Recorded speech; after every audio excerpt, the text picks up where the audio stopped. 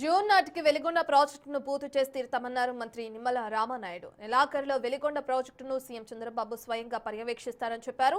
జగన్ హయాంలో ఎలాంటి పనులు జరగలేదని వివరించారు. పూర్తి కాని ప్రాజెక్టును జాతికి అంకితం చేసి ప్రజలను మోసం చేశారని మండిపడ్డారు.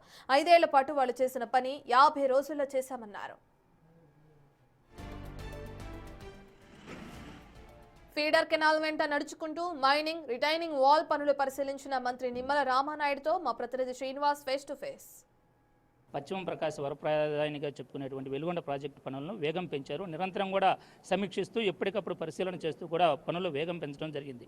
ఈ మధ్య కాలంలోనే చూసుకున్నట్లయితే జలవనరుల శాఖ మంత్రి దరిదాపులో 4 సార్లు కూడా ప్రాజెక్టు వద్దకు వచ్చి పరిశీలన చేయడం జరిగింది. అదేవిధంగా ఇదే నెలలో ముఖ్యమంత్రి చంద్రబాబు నాయుడు కూడా ఇక్కడికి వచ్చేటువంటి సూచనలు ఉన్నాయి. దీనికి సంబంధించి ఈ ప్రాజెక్టు పనులు ఎలా జరుగుతున్నాయి అనేది మంత్రి గారిని అడిగి తెలుసుకుందాం.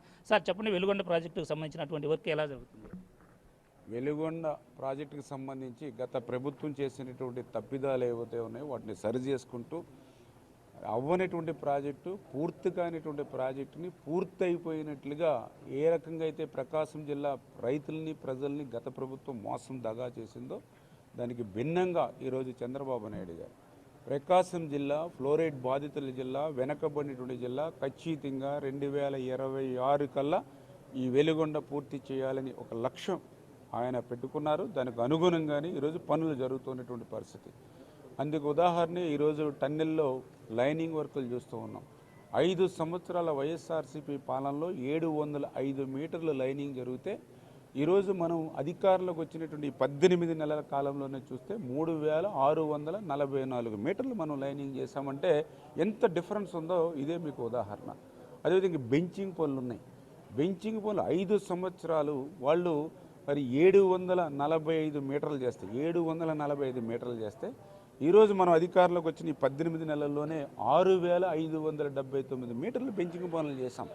అంటే వాళ్ళు 5 సంవత్సరాల్లో చేసినటువంటి పని మేము 50 నెలల్లో చేసాం. 5 సంవత్సరాల్లో చేసిన పని మేము 50 నెలల్లో చేసాం. అది ఈ యొక్క వెలుగొండను పూర్తి చేయాలనేటువంటి కృతనిశ్చయం ఇవాళ చంద్రబాబు నాయుడు గారికి ఉంది కాబట్టి ఇది సాధ్యమైంది. అదేవిధంగా ఇప్పుడే ఫీడర్ కెనాల్కి వెళ్ళాం మనందరం కూడా. ఆ ఫీడర్ కెనాల్ ఇప్పుడే మీరు చూశారు, 20 మరి దగ్గర 20 అడుగుల లోతున మరి 20-25 మీటర్ల మందంన సీసీ వాళ్ళు ఏ మాదిరిగా ఒక చైనా వాళ్ళ మాదిరిగా నిర్మాణం చేస్తూ ఉన్నాం. 21 మీటర్లు సీసీ లైనింగ్ చేస్తూ ఉన్నాం. అంటే గతంలో మీరు కూడా చూశారు, చిన్నపాటి వర్షం వస్తే 10-15 క్యూసెక్కులు నీరు వస్తే గండ్లు పడ్డాయి, బండకి ఓళ్ల మీదకి నీరు వచ్చింది. మరి 10 క్యూసెక్కులుగా ఆగలేనటువంటి బండు రేపు 11,000 క్యూసెక్కులు పోవాలి వెలుగొండలో, ఎట్లా సాధ్యమవుతుంది? అందుకే ఈరోజు 460 కోట్ల రూపాయలు నిధులిచ్చి ఈ వారంలోనే చంద్రబాబు నాయుడు గారు వెలుగొండ రాబోతూ ఉన్నారు. ఆ యొక్క ఫీడర్ కెనాల్కి సంబంధించిన పనులు కూడా ఆయన భూమి పూజ చేసి పోతూ ఉన్నారు. ఇక్కడే మీకు అర్థం చేసుకోండి, ఇప్పుడు మనం భూమి పూజలు చేస్తూ ఉన్నాం, శంకుస్థాపనలు చేస్తూ ఉన్నాం, నిధులు శాంక్షన్ చేసి టెండర్లు పిలుస్తూ ఉన్నాం వెలుగొండకి. మరి ఆయన ఏం చెప్పాడు? జాతికి అంకితం చేశాము వెలుగొండని చెప్పాడు. అంటే మరి జాతికి అంకితం చేసినటువంటి వెలుగొండకి ఈరోజు పునాదులు వేసుకోవాల్సినటువంటి పరిస్థితి ఏమొచ్చింది అంటే దాన్ని బట్టి మీ అందరికీ కూడా అర్థమవుతుంది ఎంత మోసం దగా చేశాడు. ఎందుకంటే ఇక్కడనే కదా, అక్కడ హంద్రీనేమో అక్కడ కూడా చూసాం, కుప్పంలో ఒక సినిమా సెట్టింగ్లు వేసి అద్దె ట్యాంకర్లు పట్టుకొచ్చి, అద్దె గేట్లు పట్టుకొచ్చి, పూలు పట్టుకొచ్చి బటన్ నొక్కాడు. ఆయన హెలికాప్టర్ ఎక్కిన వెంటనే నీళ్ళన్నీ కూడా భూములు ఇంకిపోయాయి.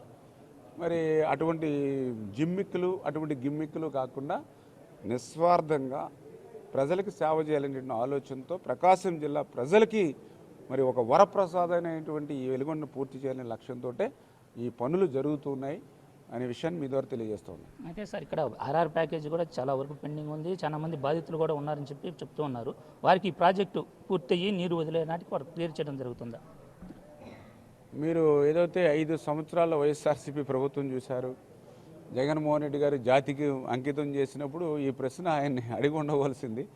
ఎందుకంటే ఈ హెడ్ వర్క్స్ పూర్తి కాలేదు, టన్నెల్ పూర్తి కాలేదు, ఫీడర్ కెనాల్ పూర్తి కాలేదు.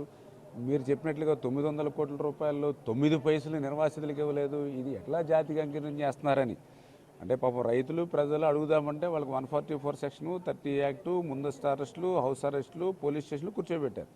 మీ మీడియాకు కొంత స్వేచ్ఛ ఉంది కాబట్టి మీరైనా ఆ రోజు ఆయన అడుగుంటే మేము కూడా సంతోషించి ఉండేవాళ్ళం.